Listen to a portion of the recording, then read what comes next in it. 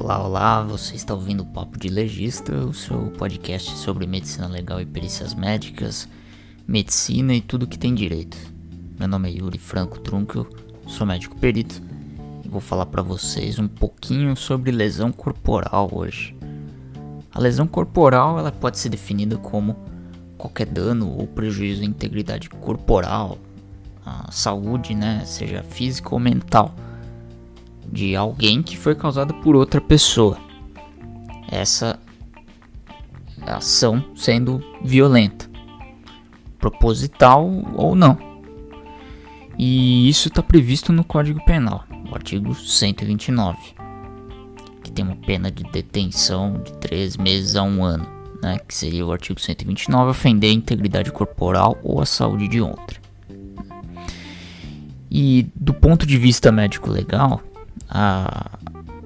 dentro da avaliação de lesão corporal, a gente tem que se atentar para a questão da gravidade, porque a gente classifica a lesão corporal quanto à sua gravidade.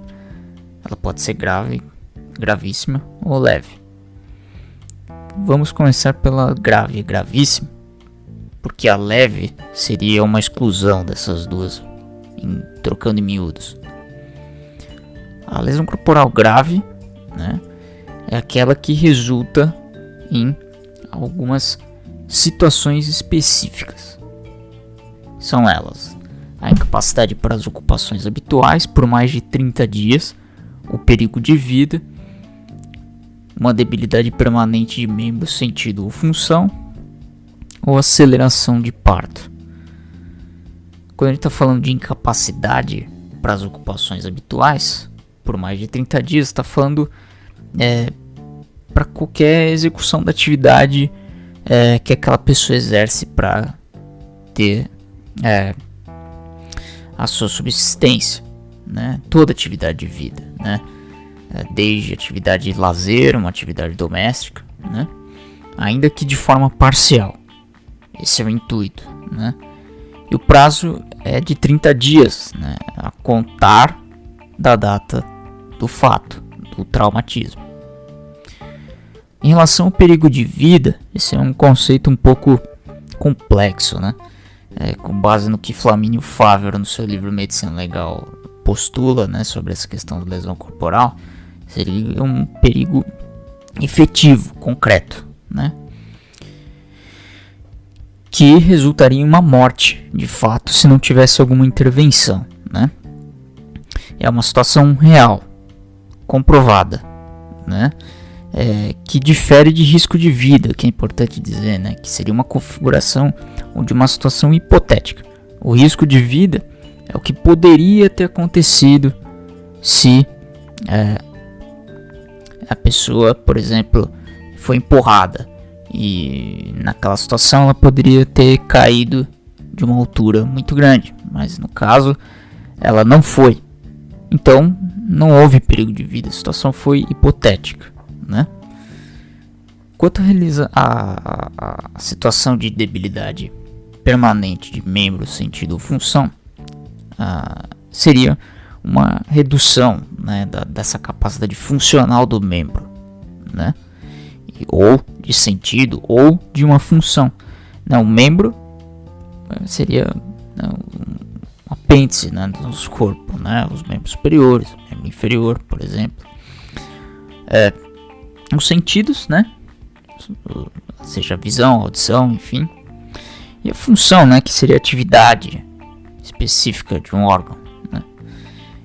Portanto, teria ali uma diminuição de sua função, no caso de perda de um dos pulmões, por exemplo. Teria uma redução de função, mas que aquilo não seria absolutamente comprometedor para a função ventilatória e respiratória, por exemplo, nesse caso. Tem que ter um prejuízo de longa duração. Esse prejuízo de longa duração seria mais de 1 ano, em termos práticos. E o outro ponto, o quarto e último ponto da nossa análise aqui didática da questão da lesão corporal grave seria a aceleração de parto. E seria aceleração de parto no sentido literal, ou seja, uma antecipação do parto, né, na gestante. Ele se iniciou antes da data prevista ou estimada, em decorrência desse fato, desse traumatismo que acarretou nessa mudança na situação da gestante. E a gravíssima, a lesão corporal gravíssima, é aquela que resulta em outras 5 situações. A incapacidade permanente para o trabalho, então aqui a gente está falando de uma impossibilidade de execução da sua tarefa habitual para o trabalho, especificamente, para qualquer tipo de trabalho, em decorrência desse traumatismo. Uma enfermidade incurável, né, que seria uma questão que um desvio definitivo da normalidade, né, uma situação que não tem resolução, ou de pelo menos de difícil tratamento, pode ser interpretado dessa forma, né. E perda ou inutilização de membro, sentido e função. Aqui a gente está falando de perda, ou seja, ausência anatômica, uma amputação, por exemplo, ou uma inutilização, uma perda da audição, por exemplo. A deformidade permanente é o quarto tópico, onde a gente pode entender como uma questão estética, né, um prejuízo à beleza corporal, né, ainda que isso seja extremamente subjetivo, com algumas escolas médico-legais sendo até mais aprofundadas em termos de avaliação, como por exemplo a escola portuguesa, que tem pontuações para isso, mas isso dentro do ordenamento jurídico deles, né? Ainda que isso, do ponto de vista médico-legal, é científico, pode ser válido na avaliação em algumas situações, mas não é previsto na nossa normativa, na nossa lei, pelo menos dentro do Código Penal, que é o que a gente está focando aqui. E essa deformidade permanente ela tem que ser irreparável, né? Naturalmente, ou seja, sem intervenção cirúrgica, né? E dentro dessa questão de deformidade permanente, algumas coisas são importantes, né, de se avaliar, como em qualquer lesão, qualquer solução de continuidade, qualquer ferida que se esteja avaliando, a sua extensão, a sua localização, uma descrição mais precisa possível, que aliás é um dos conceitos médico-legais mais básicos, né, no latim visum et repertum, ou seja, ver e reportar, e a correta descrição dessas lesões que consiga mensurar o mais objetivamente a gravidade delas, portanto, é muito importante.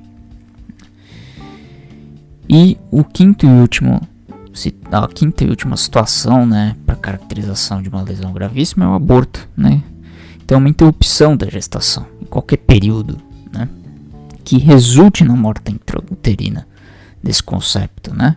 E tem que ter uma relação de causa e efeito com esse traumatismo, então um nexo causal, né?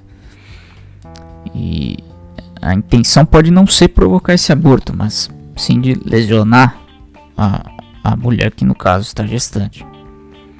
Então essas situações configuram uma lesão corporal gravíssima. E como eu falei para vocês, em relação à lesão corporal leve, seria uma exclusão desses conceitos, né?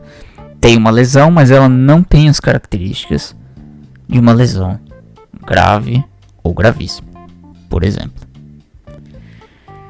E por hoje é só. Até a próxima.